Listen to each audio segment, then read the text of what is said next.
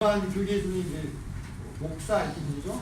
다 같은 뜻인데 이 감독과 집사도 결국은 누구입니까? 결국은 성도입니다. 그죠? 그래서 성도가 그냥 앞에 나오고 그리고 그 중에 감독과 집사들에게 문안을 하고 있는 것인데요. 이게 왜 중요하냐면 많은 경우에 그렇게 생각을 합니다. 성도들이 있고 또 성도들을 가르치는 성직자가 따로 있는 것으로 이렇게 많이 여겨집니다. 일반 교계나 또는 교파에서는요. 그러나 우리가 이 1절을 봤을 때 어떻습니까? 성도와 성직자의 구분이 합당치 않다는 것이죠. 결국은 일반 교계에서 성직자의 역할을 맡고 있는 목사나 뭐 이렇게 또는 그런 이렇게 정규 교육기관을 거쳐서 나온 분들, 그런 분들이 따로 세워지는 것이 아니라 성도 안에 함께 포함되어 있는 하나의 교회임을 우리에게 보여주고 있습니다. 자, 그러면서 하나님 우리 아버지와 주 예수 그리스도로부터 은혜와 평강이 너에게 있을지어다 이렇게 얘기합니다. 아버지와 주 예수 그리스도로부터 은혜와 평강이 있을지어다 이렇게 얘기하고 있죠. 무엇이 먼저 옵니까? 은혜가 먼저 옵니다. 우리 주 예수 그리스도의 십자가로 말미암아 구속을 받은 은혜, 구원을 받을 수 없었던, 자격이 없었던 우리에게 그 은혜가 미쳤을 때 비로소 우리에게 평강이 임하게 되는 것입니다. 그리스도의 십자가의 은혜가 없다면 우리에게 완전한 평강이 있을 수 있을까요? 그렇지 않다는 것입니다. 은혜가 우리에게 임함으로 우리가 참으로 평강할 수 있게 됩니다. 주님께서 부활하시고 나서 제자들을 만났을 때 뭐라고 말씀하셨어요? 평안을 너희에게 끼치노니 이 평안은 세상이 줄 수 없는 것이다 이렇게 말씀을 하고 계시죠. 사실 이 빌립보 교회 성도들은 평안한 상황이었을까요?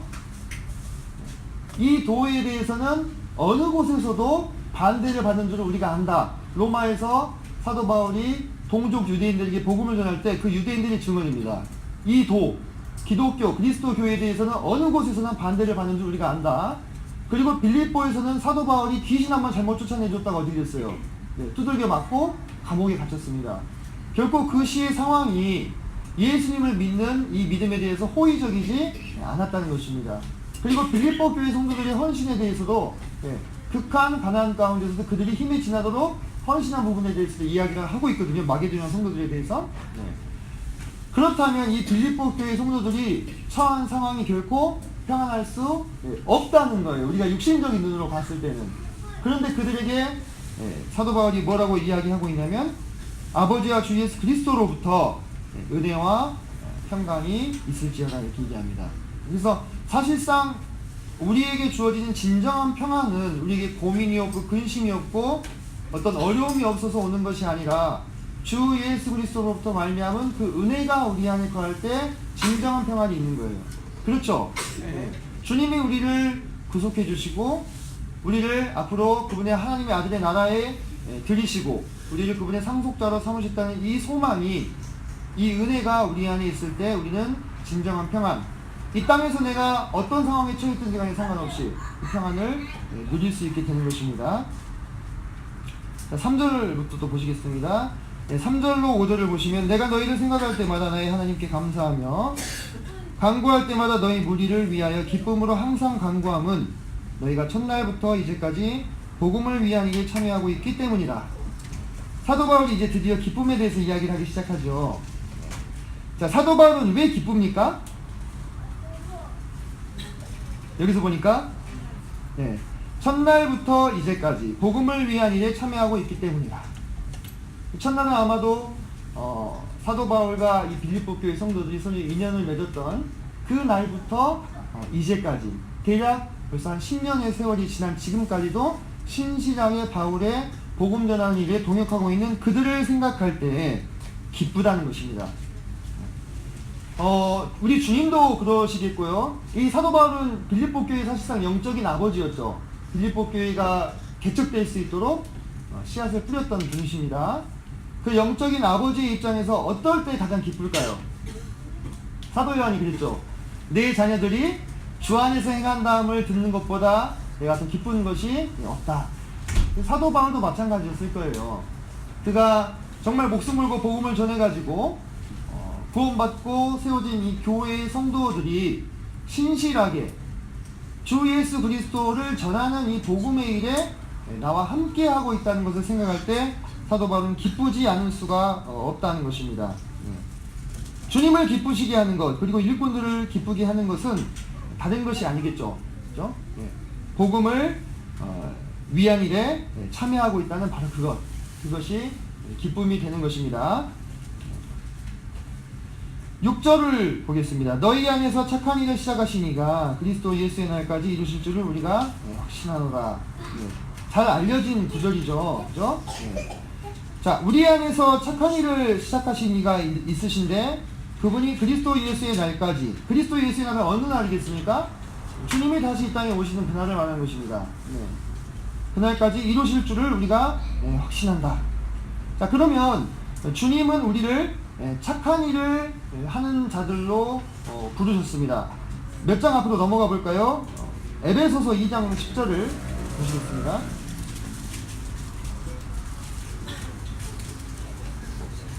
에베소서 2장 10절 같이 읽어보겠습니다. 시작. 우리는 우리가 만드신 바 그리스도 예수 안에서 하나님을 위하여 지으심을 받는 자니 이들은 하나님이 저희에게 위하사 종으로 그 가운데 살게 하려 하십니다. 자, 여기서도 보시는 바와 같이 그리스도 예수 안에서 선한 일을 위하여 우리를 지으셨다 말씀하고 계시죠. 그리고 빌립보서 1장 6절에도 보면은 우리 안에 착한 일을 시작하셨다 이렇게 말씀하고 있습니다. 그래서 이 착한 일, 선한 일, 주님께서 우리를 부르신 그 목적을 주님이 다시 이 땅에 오실 때까지 우리 안에서 이루시는 분은 누구시라는 겁니까? 바로 하나님 아버지라는 것입니다. 우리의 의지나 노력이나 지혜나 힘이나 각오가 아니라 누구라고요?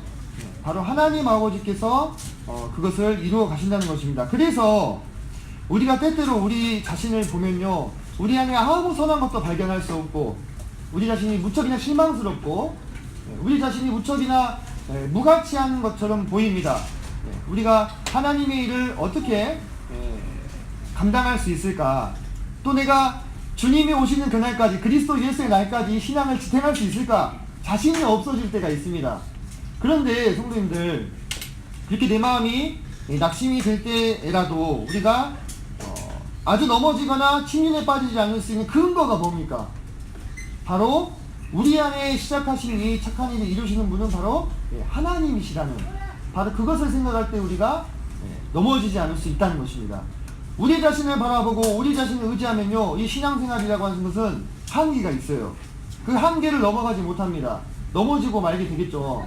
하지만 우리 안에 거하시는 예수 그리스도, 그리고 우리를 선한 일을 위해서 불러주신 그 하나님이 이 일을 끝까지 이루어 주신다면 가능하겠죠. 그것을 사도 바울은 지금 확신한다고 보고 있습니다. 우리도 확신할 수 있습니까? 네, 우리도 확신할 수 있습니다. 자, 7절 보면은, 자, 내가 너희 무리를 위하여 이와 같이 생각하는 것이 마땅하니 이는 너희가 내 마음에 있음이며 나의 매임과 복음을 변명함과 확정함에 너희가 다 나와 함께 은혜에 참여한 자가 됨이라. 자, 7절을 해석함에 있어서 어려운 점은 크게 없으시죠? 자, 그런데 자, 잘 보십시오. 자, 7절에서 사도 바울의 마음에 항상 무엇이 있었습니까? 성도들이 있었어요. 7절 중반절에 보시면 너희가 내 마음에 있다. 빌립보 교회 성도들이 사도 바울의 마음이 있었습니다. 사도 바울은 항상 그랬습니다. 자기가 고백하기를 자기가 매이고 고난받는 것에 그런 것은 고사하고 오히려 내 마음에 매임이 있는 것이 무엇입니까?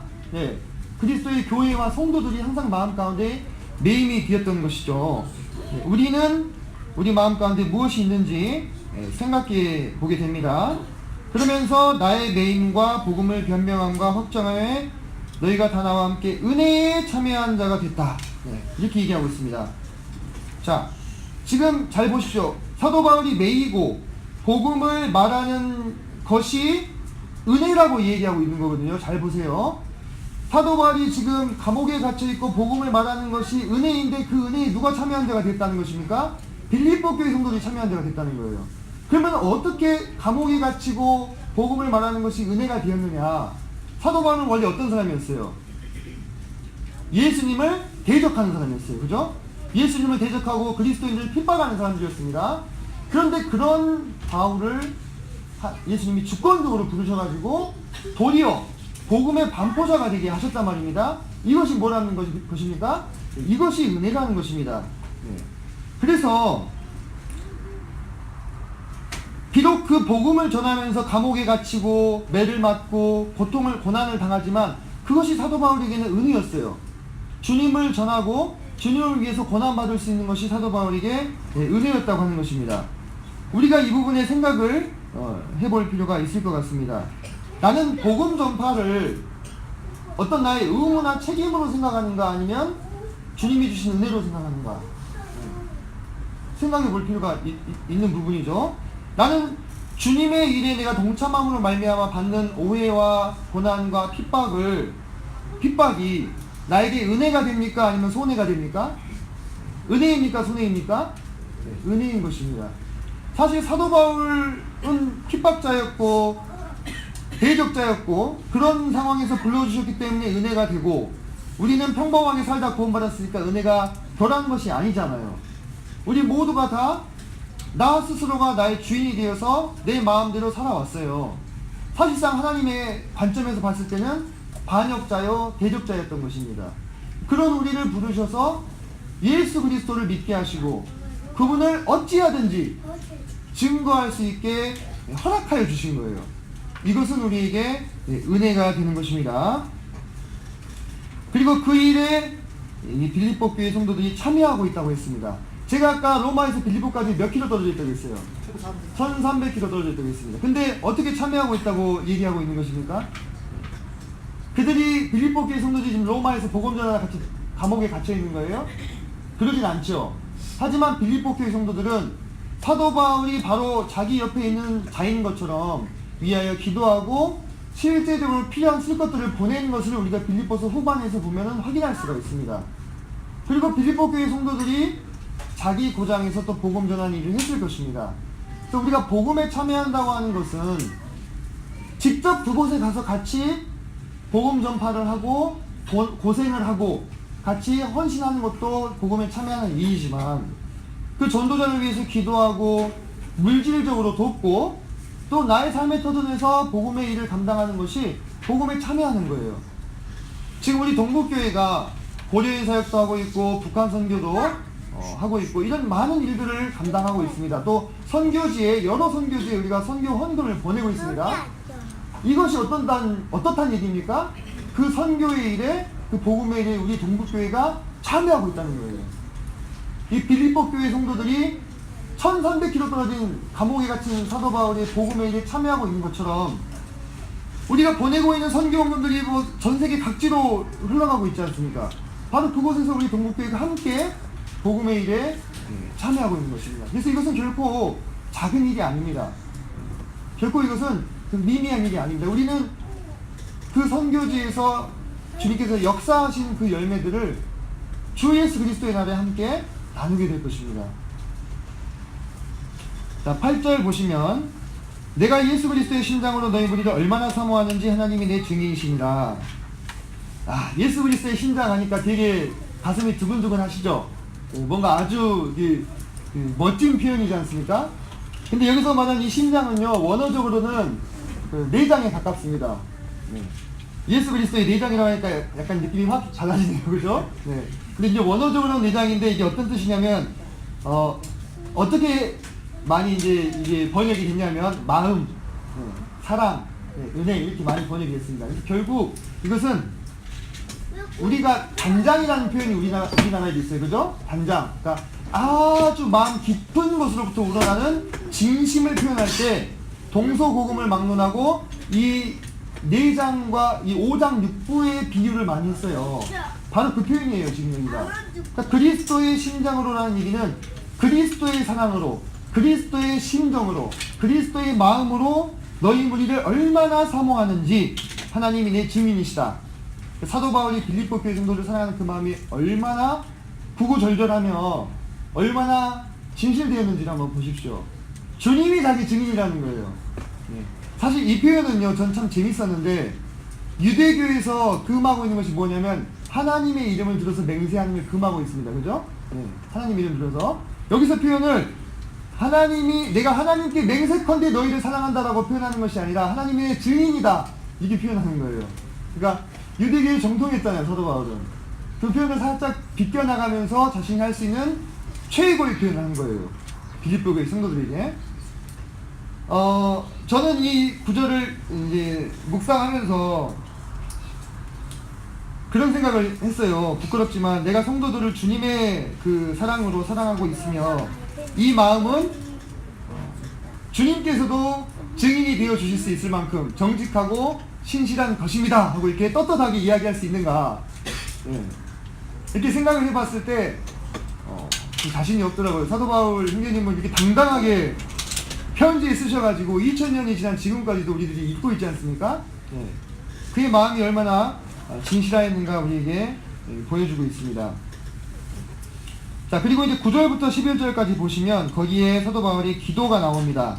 사도 바울의 기도를 보시면 우린 종종 이제 옥중서신에서 사도 바울의 기도문을 볼 수가 있는데 그의 기도들이 하나같이 참으로 놀라운 것들을 구하고 있는 것을 이렇게 보여줍니다.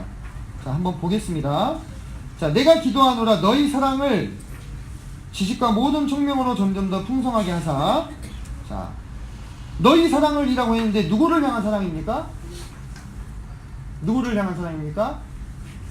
여기서 대상을 특정하고 있지는 않지만 우리는 문맥상으로 봤을 때 이 사랑은, 그러니까 빌립보 교회 성도들의 사랑이 누구를 향한 사랑? 바로 주님과 다른 성도들을 향한 사랑이 점점 더 풍성하게 하사 이렇게 얘기하고 있습니다. 점점 더 풍성하게 하사. 근데 무엇으로?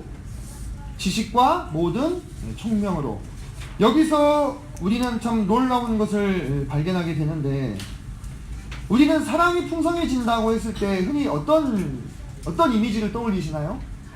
네, 감정적인 이미지를 떠올리죠, 그죠? 그 사람을 생각하면 마음이 좋고 훈훈하고 따뜻하고 자꾸 보고 싶고 이런 어떤 감정적인 부분들을 많이 생각하는데, 사도 바울은 여기서 주님을 향한 사랑, 성도를 향한 사랑이 풍성하게 되기를 기도하는데 무엇으로?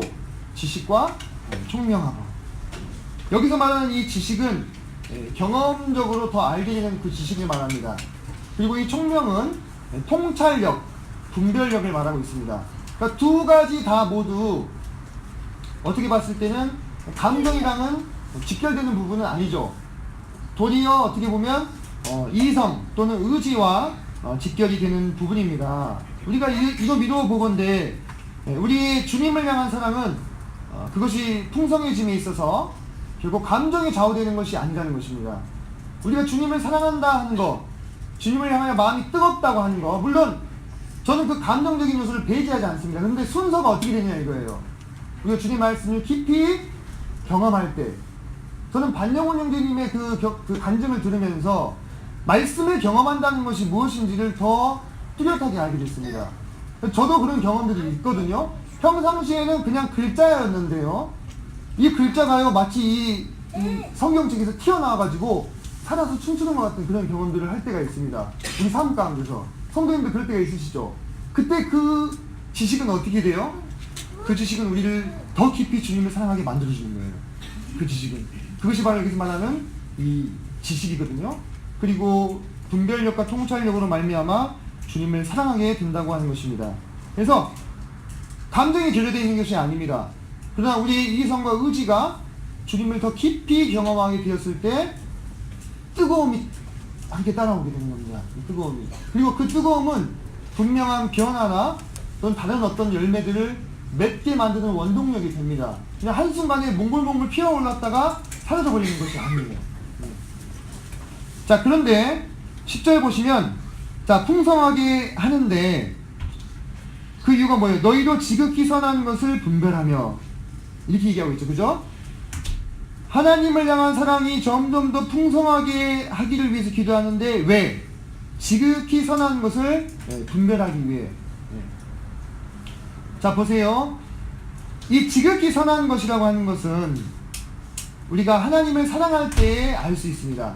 왜? 하나님은 사랑이시며 하나님은 진리가 되시기 때문입니다.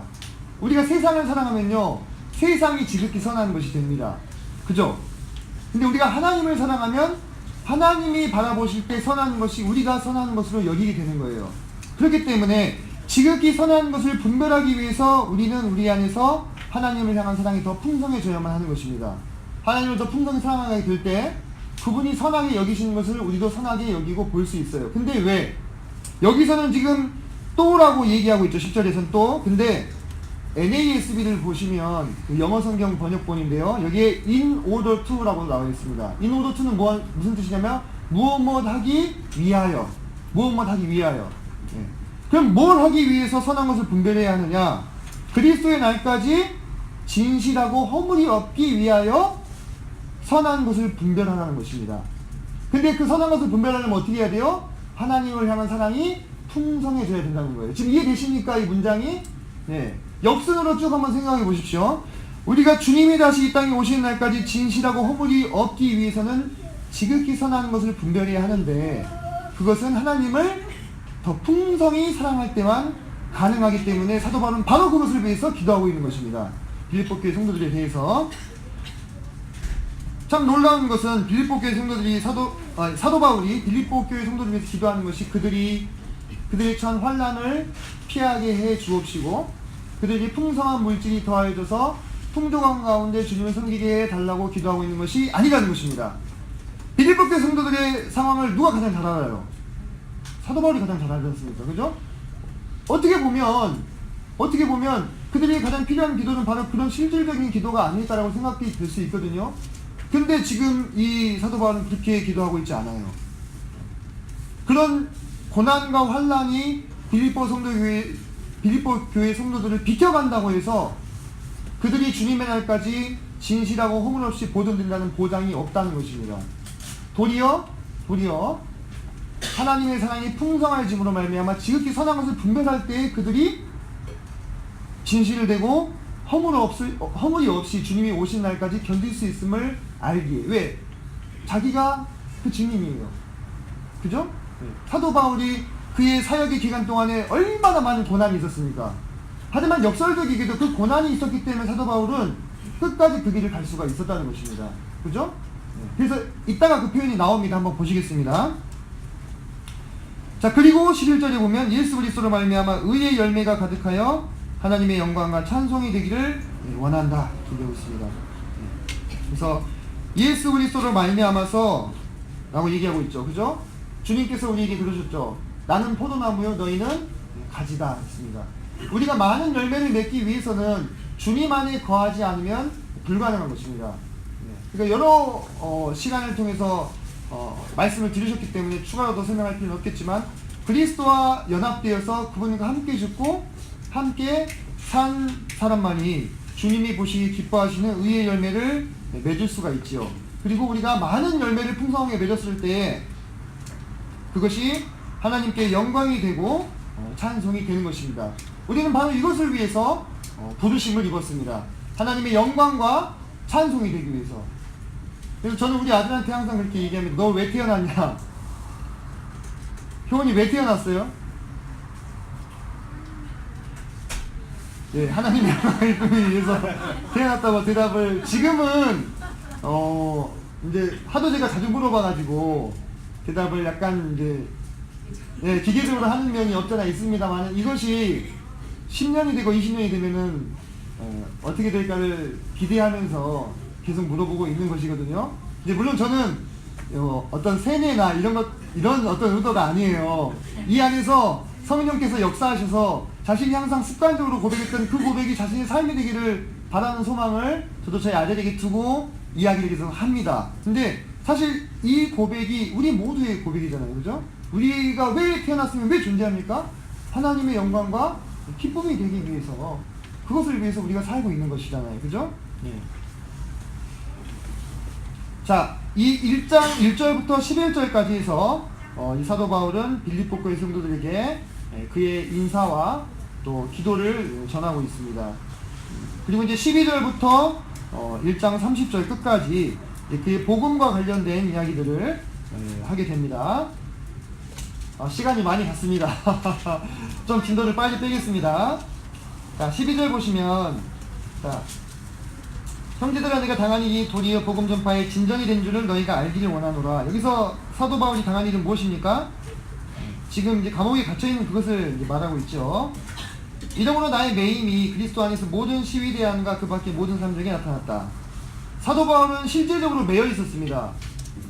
실제적으로 이 로마 시대의 죄수들은요, 이 군인과 함께 1대1로 항상 묶여 있었어요. 쇠사슬로 허리를 묶었다고 합니다. 이 보초를 서는 로마 병사의 허리와 죄수의 허리를 묶은 거예요. 아예 도망치지 못하도록. 그리고 여기서 이제 시위대라는 게 나오는데, 지금 이 시위대는 로마의 황제를 호위하는 근위병들을 이야기하고 있습니다. 그러면 사도 바울이 뭐 했겠어요? 자기랑 꽁꽁 이 쇠사슬을 묶어놓은 그 시위대 병사에게 뭘 했겠습니까? 복음을 전했겠죠. 로마 병사는 도망치지도 못하고 옆에 서가지고 이제 들어야 되는 거예요. 사실상 사도 바울한테는 어때요? 최고의 기회죠. 그죠? 네. 그리고 이제 근무자가 교대를 해요. 그럼 또 어떻게 합니까? 또 전하는 거예요. 또 전하고 또 전하고. 그러면 시위대 병사들이 다 이제 교대 근무를 할 텐데 어떻게 되겠어요? 다 복음을 듣지 않겠습니까? 그리고 사도 바울이 이제 이 사도행전의 끝을 보시면 2년 동안 자기 셋집에 머물면서 들어온 사람들에게 다 하나님의 나라에 대한 것과 복음을 강론한다 나오지 않습니까? 그럼 그들에게 강론할 때 누가 듣는 것입니까? 시위대 병사가 듣는 겁니다, 옆에서. 예, 이 최고의 강의자의 설교를 가장 옆에서 들을 수 있는 어떻게 보면 축복을 받은 거죠, 이 로마 병사는. 그죠? 그래서 모든 시위대 안과 그 밖에 모든 사람들에게 나타났다 한 말이 허언이 아닙니다. 네, 우리가 그 상황들을 살펴봤을 때. 자, 그리고 보면 14절, 형제 중 다수가 나의 매임으로 말미암아 주 안에서 신뢰함으로 겁없이 하나님의 말씀을 더욱 담대히 전하게 되었느니라 하면서, 자 15절부터 17절까지 사도 바울이 감옥에 갇히고 매였다라는 소문을 들으면서 형제들이 보였던 두 가지 반응에 대해서 사도 바울이 이야기를 하고 있습니다. 한 부류는 어떻습니까? 사랑으로, 그죠? 다른 한 부류는 시기와 투기로, 그죠? 사도 바울이 갇혀있을 때 내가 더 복음을 열심히 전파해가지고 나의 사역지를 넓혀야 되겠다, 이런 생각을 혹시 했을지 모르겠어요. 또 한 부류는 어떤 생각을 했겠습니까? 아, 사도 바울님 그렇게 복음을 위해서 애쓰시더니 감옥에 갇히셨구나. 성도들을 누가 돌아보지? 복음은 누가 전하나? 내가 가야 되겠다. 내가 사도 바울님의 길을 따라가야 되겠다. 이런 생각으로 그 복음 전파의 길에 더욱 담대히 나선 자들이 있었다고 하는 것입니다. 자, 그런데 이들에 대한 사도 바울의 반응이 참으로 놀랍습니다. 18절 보시면, 그러면 무엇이냐?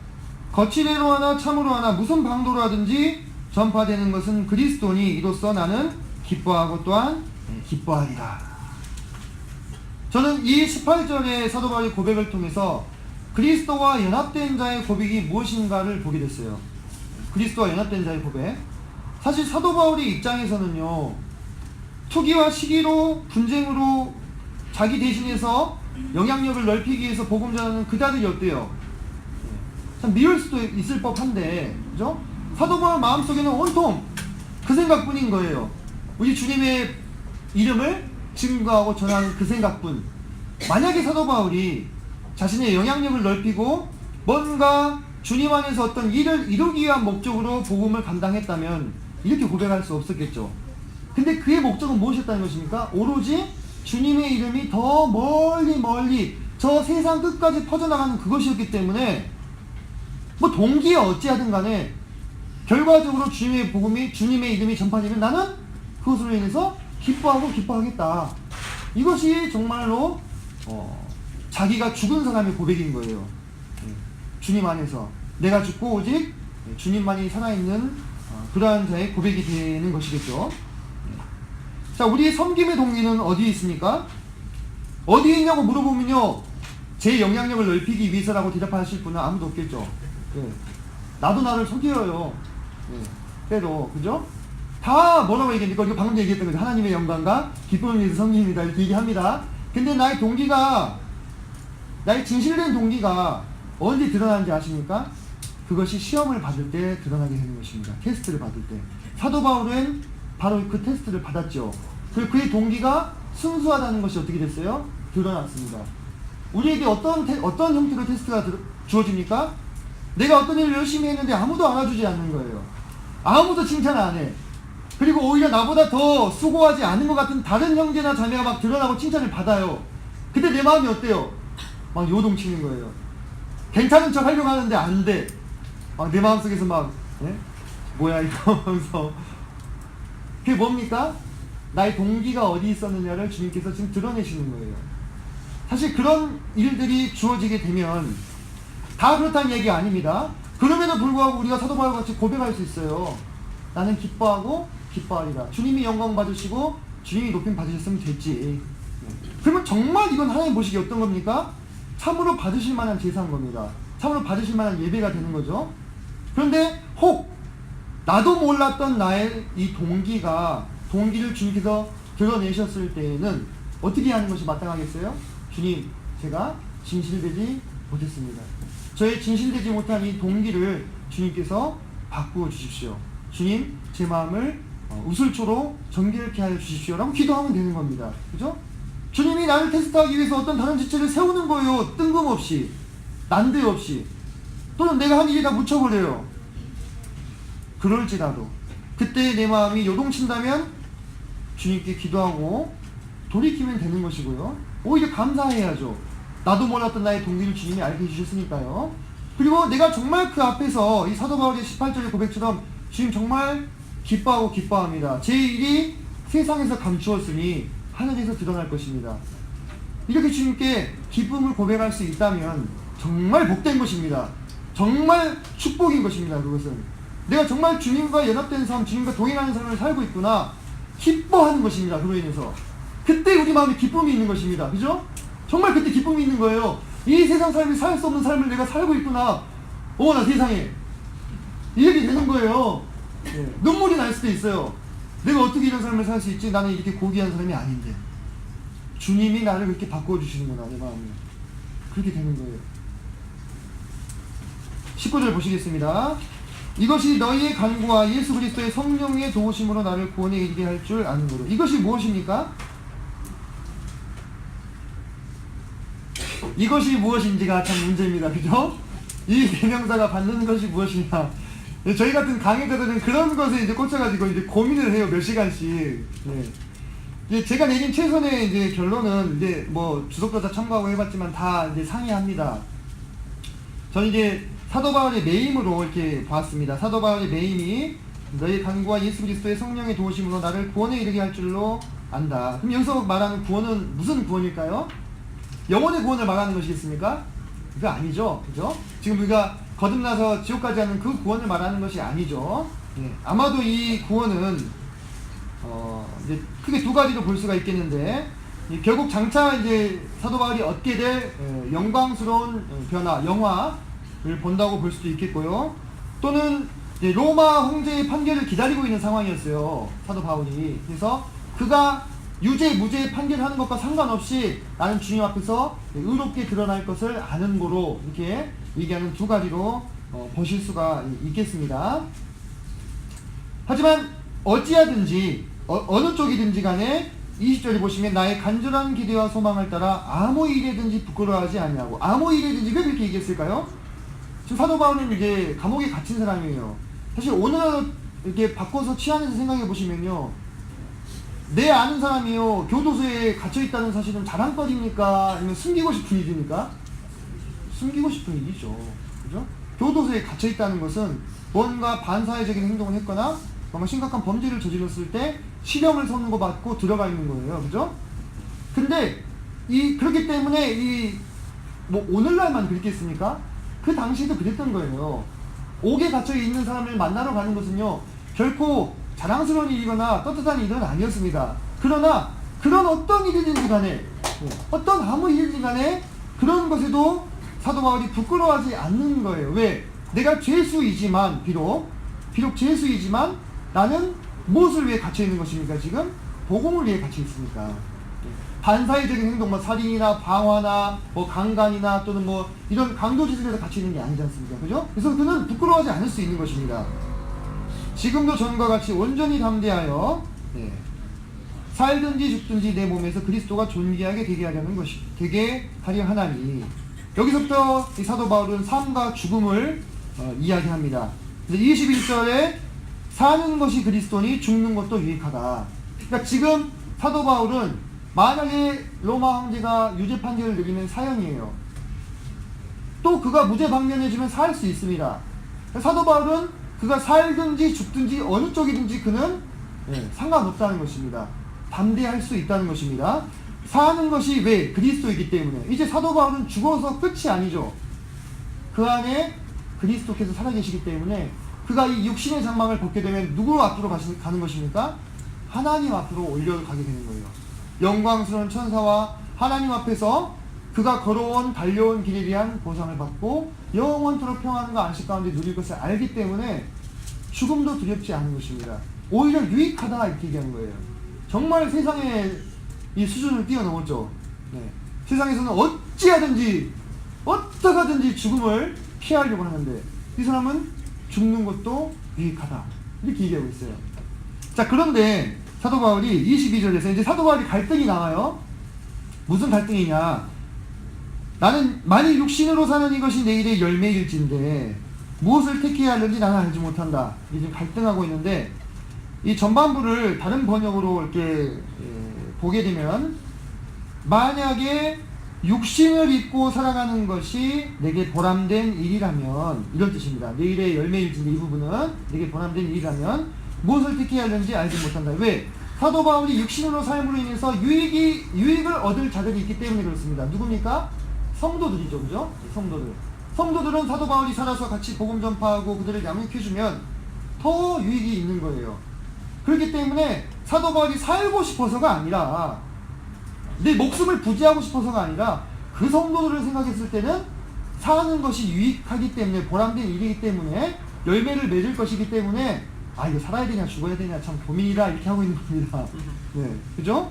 그러니까 사도 바울은 그 자기의 죽음을 앞둔 상황에서도 뭘 생각하고 있는 거예요? 성도들의 안녕과 유익을 생각하는 거예요. 내 생각만 할 것 같아서는 그냥 난 죽었으면 좋겠다. 왜? 죽는 것도 유익이니까.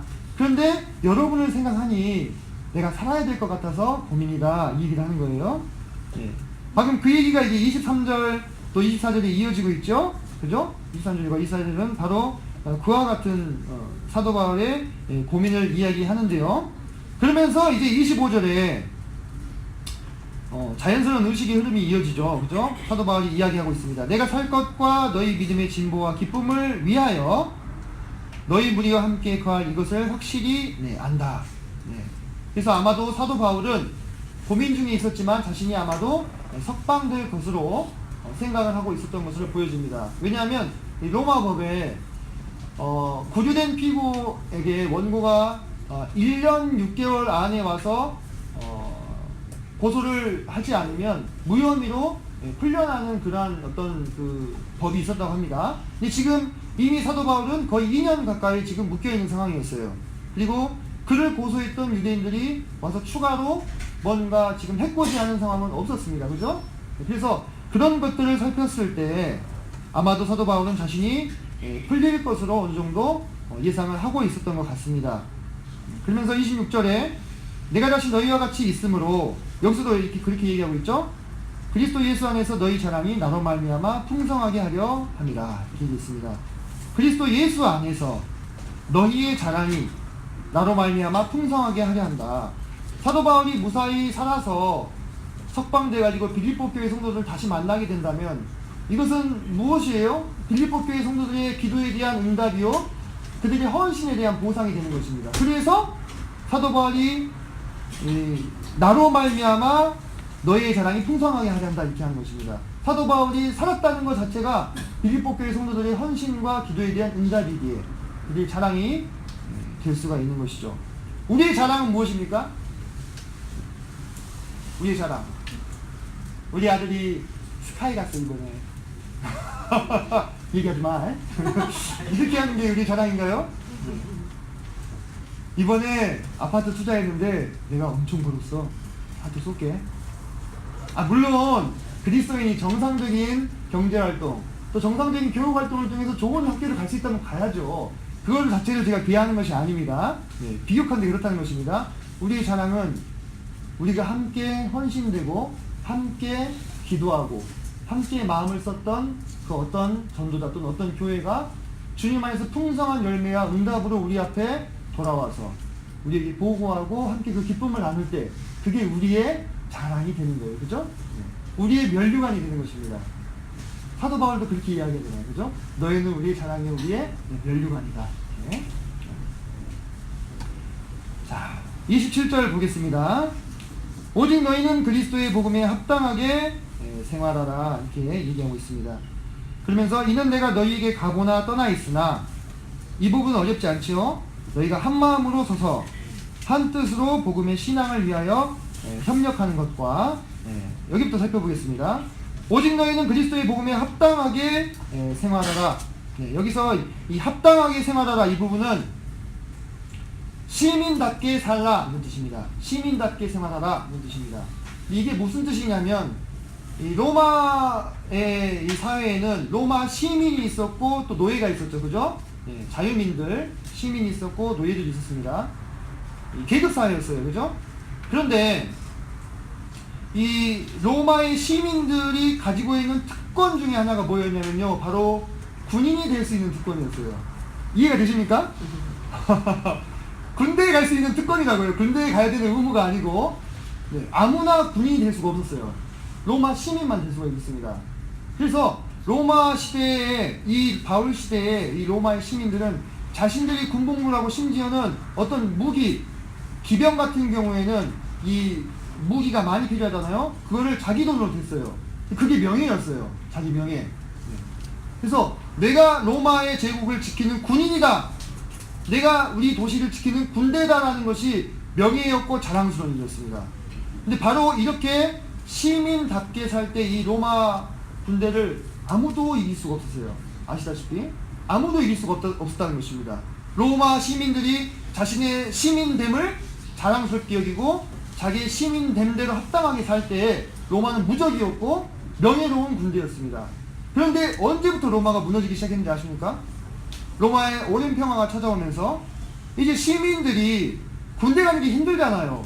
몇십 킬로를 행군을 해야 되고, 보통 이 로마 군대가요, 행군할 때 이 군장이 한 30km 정도 됐어요. 그 30km 군장을 메고 40km씩 행군했습니다, 하루에. 급속 행군할 때는 얼마나 힘들어요. 그죠? 행군 한 번이라도 해보신 우리 형제님들 아시죠? 힘든 거예요. 삶은 더 풍요롭고 물질은 많아지는데 이 군역을 행하기가 싫으니까 용병을 갖다 쓴 겁니다. 용병을 갖다가 시민으로 합당하게 살지 않고 용병 갖다가, 야, 너 돈 줄 테니까 네가 대신 좀 지켜줘라. 근데 이것이 바로 로마 제국이 멸망하는 아주 결정적인 원인이 됐거든요. 그러니까 합당하게 살지 못할 때 로마 제국이 망한 거예요. 한번 생각해 보겠습니다. 우리가 그리스도의 군대라고 얘기합니다. 그죠? 그리스도의 군인이라고, 군사라고 이야기합니다. 그죠? 그리고 우리는 하나님 나라의 시민이요 권속이다. 권속은 가족이라는 거예요. 식구. 우리가 하나님 나라의 시민이자 권속으로서의 나의 이 맡겨진 일들을 명예롭게 생각하고 그 일에 합당하게 살고, 내가 복음을 전하고 교회에서 헌신 봉사하고 성도들을 돌아보고 양들을 양육하고, 내가 어찌하든지 주님을 섬길 수 있는 이 일이 나에게 명예로운 일이 되고, 이 일에 합당하게 살 때 그 교회를 누가 당할 수 있겠냐 이거예요. 그 교회를 누가 이길 수 있겠어요? 그 교회를 통해서 하나님의 영광이 드러나고 하나님의 기쁨이 되는 것입니다. 그런데 우리가 그리스도의 복음에 합당하게 살지 못할 때, 다시 말해서 그리스도의 시민으로, 그리스도의 권속으로 합당히 살지 못할 때 어떻게 되겠습니까? 그 교회는 점점 쇠퇴하게 되는 거예요. 그리고 로마 제국이 마치 망했던 것처럼 그 교회 문도 닫는 것입니다. 계시록의 7교회 중에 지금 남아있는 교회가 어디 있습니까? 터키에. 그죠? 저희도 가서 봤지만 돌 무더기만 보고 왔어요. 안타까운 일이죠. 언젠가는 그 어느 때에는 그 교회를 통해서 복음이 전해졌고 그리스도의 이름이 증거되었던 바로 그 터가 이제는 무성한 풀만 자라고 있는 곳이 되었다는 것입니다. 그리스도의 복음에 합당하게 살지 못했을 때 그와 같은 일이 찾아왔습니다. 그래서 우리는, 그게 중요한 거죠. 우리 동국교회도 이 그리스도의 복음에 합당하게 사는 것이 우리의 명예가 되고 우리의 특권이 되어야 되는 거예요. 우리 은혜가 되어야 되는 것이죠. 이것이 짐이고 부담이고 책임이고 어려움이고 고생스러운 것이면 이 교회는 어려워진다는 거예요. 그런데 이것이 우리에게 명예이고 특권이면 이 교회는 앞으로 소망이 있는 것입니다. 이는 내가 너희에게 가보나 떠나 있으나, 그 부분 읽었죠? 한 마음으로 서서 한 뜻으로 복음의 신앙을 위하여 협력하는 것. 한 마음과 한 뜻. 더 강조하지 않아도 될 것 같습니다. 이 협력하는 것은 원어적으로 팀 스포츠 있죠. 팀 스포츠에서 승리를 쟁취하기 위해서 함께 서로 힘을 합하는 것, 이것을 말합니다. 그래서 제가 이 부분을 이렇게 묵상하면서 이거 축구도 종종 해야 되겠다. 그죠, 경량이님? 예, 아유, 축구도 종종 하고 족구도 종종 하면서 이거 이게 협력하는 것이 뭔지 몸으로 좀 경험을 해야 더 이게 말씀이 와닿지 않겠나 생각을 좀 했거든요. 그래서 운동 교재가 이게 의미가 있네 그 생각을 했습니다. 네. 태주형제 어떻게 반영이 되겠습니까? 네. 그래서 이 협력하는 것은 같은 팀원들이 승리를 쟁취하기 위해서 분투하는 거, 네. 같이 함께 힘쓰는 거, 그것을 말하고 있습니다. 그래서 무슨 일이든지 대적하는 자들 때문에 두려워하지 아니하는 이 일을 듣고자 한다. 이것이 그들에게는 멸망의 증거요, 너희에게는 구원의 증거니 이는 하나님께로부터 난 것이라. 그들에게는 이것이 멸망의 증거다. 우리가 두려워하지 않고 복음에 합당한 삶을 살면서 복음을 담대히 전파할 때 믿지 않고 대적하는 자들은 무엇을 듣게 되는 거예요? 복음 안에는 은혜와 구원의 메시지도 있지만 심판의 메시지도 있습니다. 그죠? 네, 심판의 메시지.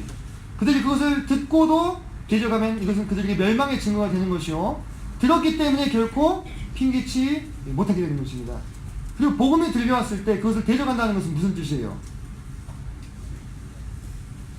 요한복음 3장 18절에 보면 이런 말씀이 있어요. 그를 믿는 자는 심판을 받지 아니하는 것이요, 믿지 아니하는 자는 하나님의 독생자의 이름을 믿지 아니하므로 벌써 심판을 받은 것이다. 그러니까 복음을 들었을 때 대적하고 끝까지 믿지 않는 자들은 어때요? 이미 심판받은 자들이기에 그들에게 멸망의 증거가 되는 것입니다. 그죠? 그러나 이 복음을 그 대적자들 앞에서 담대히 증거할 수 있다는 것은 우리에게는 어떤 증거가 되는 것입니까? 구원의 증거가 되는 거예요. 왜? 그 복음을 담대히 말할 수 있게 하시는 분은 누굽니까? 우리 안에 거하시는 성령이라는 거예요. 그래서 우리가 복음을 담대히 전할 수 있다고 하는 것은 우리 안에 성령이 거하시다는 아주 명백한 증거가 될 수 있다는 것입니다. 그러므로 우리에게는 그것이 구원의 증거가 되지 않겠습니까? 성령이 거하신다는 성령을 인침받은 거잖아요. 그러면 구원받은 거죠. 그죠? 29절 보겠습니다. 그리스도를 위하여 너희에게 은혜를 주신 것은 다만 그를 믿을 뿐 아니라 또한 그를 위하여 고난도 받게 하려 하십니다. 너희에게도 그와 같은 싸움이 있으니 너희가 내 안에서 본 바요 이제도 내 안에서 듣는 바니라. 참 합당한 말씀이죠. 그죠? 참 합당한 말씀입니다. 주님께서 우리에게 은혜를 주신 것은 우리가 그를 믿을 뿐만 아니라 또한 주님을 위해서 고난도 받게 하려 하신다. 제가 그 연초에 우리 자매하고 그런 교제를 했어요.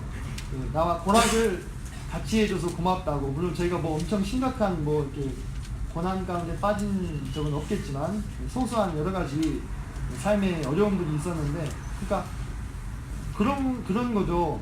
이 동행한다고 하는 거, 동반자라고 하는 것은 즐거움만 함께하는 관계가 아니잖아요. 그죠? 단물만 조금만 안 먹고 어려울 땐 도망가 버리는 그 사람은 뭐예요? 동반자가 아니에요. 그죠? 네, 동반자가 아닙니다. 동반자라고 하는 것은 기쁨도 함께, 고난도 함께. 우리가 주님의 동반자가 되었는데 주님과 함께 앞으로 장차 우리에게 주어질 영광을 받기 위해서 이 땅에서 주님과 함께 고난을 받는 것도 마땅하지 않겠습니까? 성도들이 땅에서 고난받고 힘들면요, 주님이 그걸 보면서 희희낙낙하고 계실까요? 아니에요. 주님이 누구보다 가슴이 아프시죠. 사도 바울이 얘기했잖아요. 네가 왜 나를 핍박하느냐, 그렇게 얘기하셨지 않습니까? 성도들이 핍박을 받고 어려움 가운데 시험당하면 주님이 그로 인해서 말할 수 없이 깊은 탄식으로 걱정하고 기도하고 돌아보고 계신다는 것입니다. 다시 말해서 주님도 지금 보호자 우편에서 편안히 쉬고 계시는 것이 아니라 우리와 함께 고생을 함께 하고 있는 거예요. 우리만 고생하는 거 아닙니다. 그죠? 주님도 예수 그리스도의 날이 임하는 그때까지는 우리가 함께 고생하시고 함께 동행하시고 있다는 것입니다.